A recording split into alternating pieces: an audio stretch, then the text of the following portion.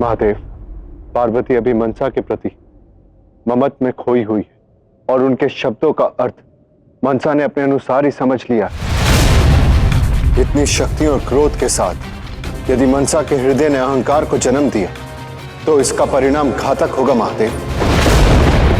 मैं भविष्य के लिए चिंतित हूं और आज ऐसी ही चिंता मैं आपकी आंखों में भी देख रहा हूं। नारायण, मेरे लिए चिंता का विषय है पार्वती का मनसा से भावनात्मक जुड़ाव। भविष्य में मनसा क्या करेगी मैं उसके लिए चिंतित नहीं, किंतु उसके कर्मों द्वारा पार्वती किस प्रकार आहत होगी मेरे लिए वो अधिक महत्वपूर्ण। किंतु ये भी गौरी के लिए एक सीख ही होगी कि कभी कभी अपनी संतान के जीवन से दूरी बनाए रखना आवश्यक होता है उन्हीं की भलाई के लिए। जब तक पार्वती ये बात नहीं समझ लेती, नियति उसके समक्ष ऐसी परिस्थितियां उत्पन्न करती रहेगी।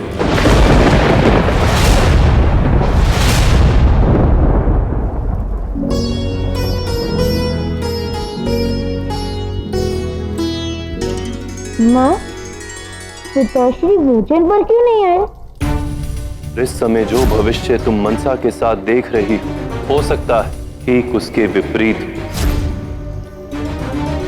पुत्र महादेव और मैं इन सबके भोजन करने के पश्चात भोजन ग्रहण करेंगे। तुम भोजन ग्रहण करो।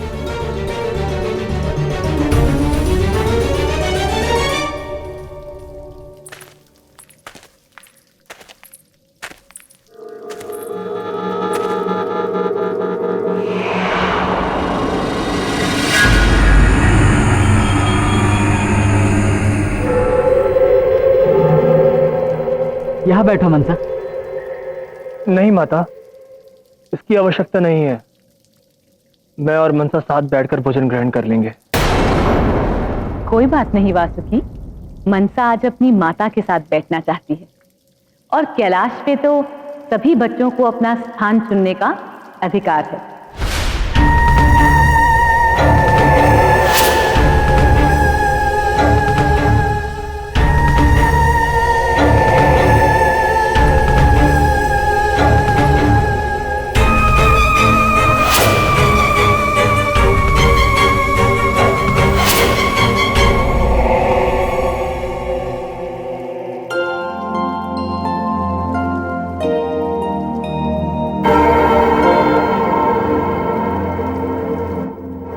ये ज्येष्ठ को गज का मुख क्यों मिला माता? ये बात तब की है जब मैंने गणेश का सृजन स्वयं अपने इन हाथों से किया। तुम्हारी माता के पास चलते हैं। जब तक मैं यहाँ पर खड़ा हूँ आप भीतर प्रवेश नहीं कर सकते।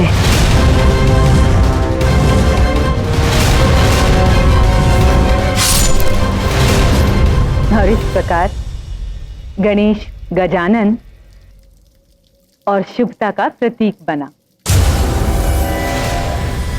मैं वो शुभ दिन कभी नहीं भूल सकता। कैलाश पर चारों ओर प्रसन्नता और उत्साह का वातावरण था। सारे देवता असुर गणेश को आशीर्वाद देने आए थे। इससे पहले ऐसा वातावरण, ऐसा माहौल कुमार कार्तिकेय के जन्म पर था। मुझे क्षमा करना, कदाचित मैं कुछ ऐसा कह गया जो मुझे नहीं कहना चाहिए था। मैं तो ठहरा बैल बुद्धि। मेरी बात का बुरा मत मानना मनसा। नहीं, इसमें तुम्हारा कोई दोष नहीं है। तो फिर क्या हुआ मनसा? तुम इतनी दुखी क्यों हो? माता, गणेश और कार्तिकेय को सब आपके पुत्र के नाम से जानते हैं, परंतु कैलाश छोड़ मुझे कोई भी आपकी पुत्री के नाम से नहीं जानते। बस इतनी सी बात? ठीक है, तो यदि तुम्हारी इच्छा है तो हम कैलाश पर एक उत्सव का आयोजन करेंगे जहां हम सबको आमंत्रित करेंगे और फिर मैं बड़े गर्व के साथ सबको बताऊंगी कि तुम मेरी पुत्री हो।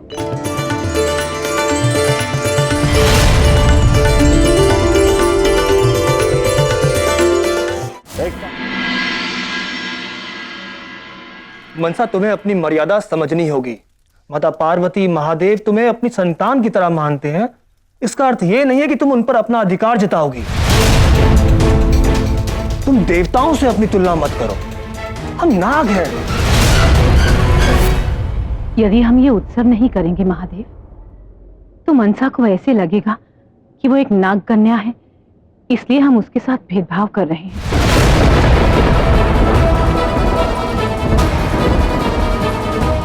और मैं नहीं चाहती कि वो ऐसा सोचे। मनसा को कैलाश परिवार का सदस्य बनाने के प्रयास में कहीं तुम स्वयं को उससे दूर ना कर लो।